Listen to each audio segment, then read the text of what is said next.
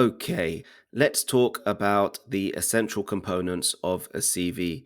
The first bit of information that you need to include in your CV is your contact information. Now, you need to include this so that the employer knows how to get in touch with you if you are successful in the initial stages of the application. That means including your name, well, obviously,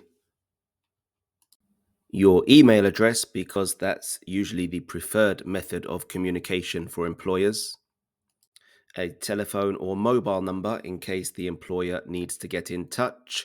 If you're applying for a job abroad, then be sure to include your country code. And if you have a website or a blog or anything like that, then include it here. This is great for employers to see the work that you do. After your contact information, you need to include a professional summary. This is a short section at the beginning of your CV that highlights your key skills, experiences, and achievements. Basically, it gives the employer a quick overview of why you are a good fit for the job. Now, why include a professional summary? Well, it makes a good first impression. Two, it shows your relevant experience for the job. And three, it makes things quicker for the recruiter or the employer.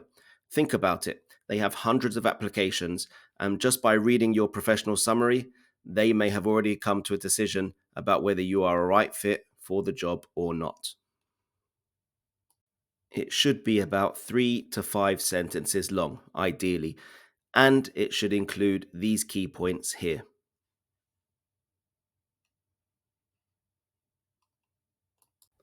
Take a minute to pause the video and read this example. See where the key components of a professional summary are placed. Remember, in this module, there is a guide on how to write your CV. You will find tons of useful tips and strategies to help you write a professional summary, including how to use action verbs at the beginning of your summary. Next is the work experience section. This includes paid and unpaid work that you've had in the past. This section comes immediately after your professional summary, and it often includes bullet points that outline key responsibilities that you've had in the past roles and any achievements. This section is really important because it shows employers your career history and relevant experience.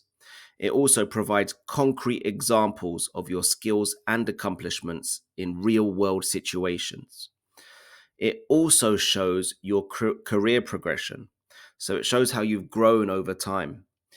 And most importantly, it helps employers see how your past roles prepare you for the job that you're applying for.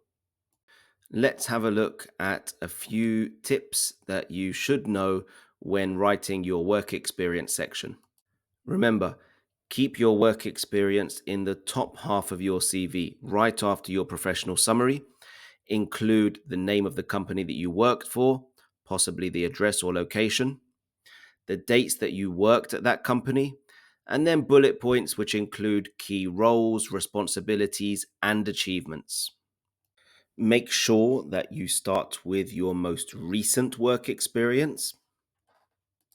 And as a tool for writing your work experience section, you can use the STAR method: situation, task, action, result. And to know a bit more about the STAR method, you can download the STAR guide in this course.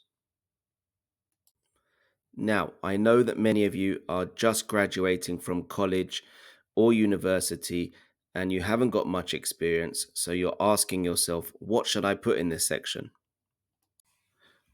Then in that case, you should look at any voluntary work you've done in your school, college, university, and you should opt for a functional CV.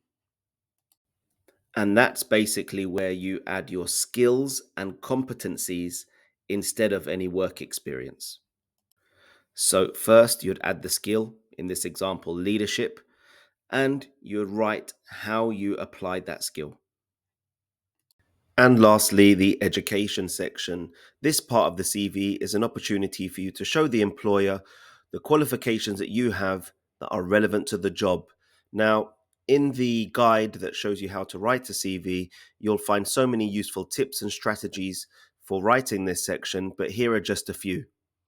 Well, the first tip would be to put your highest qualification first. So if your last qualification was a bachelor's degree, then that should be at the top of your list. Be sure to mention the full name of your qualification. So BA Social Sciences, for example, the name and location of your institute. So if it was UCL in London, you'd put University College London, UK. And lastly, the dates that you studied at that institution and the final grade that you achieved. That brings us to the end of this lesson. Don't forget to get all the useful tips and strategies from the How to Write Your CV guide. See you soon.